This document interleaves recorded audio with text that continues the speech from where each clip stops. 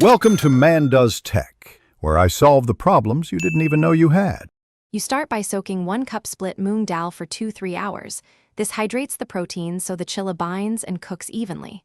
Once soaked, drain and grind with about 1/2 cup water to a medium-thick, pourable batter, not soup-thin, not doughy. Make sure to season now. Salt, turmeric, chopped chili, and cilantro for flavor. Stir in a pinch of baking soda if you want lighter texture. Once done, rest the batter 5-10 minutes so flavors meld and air incorporates. You heat a non-stick or cast iron pan on medium so heat distributes evenly. Brush with oil and wipe excess to prevent sticking. Pour 1/4 to 1/3 cup batter and spread into a 6 to 8 inch circle using the back of a spoon. Keep edges slightly thinner for crisping.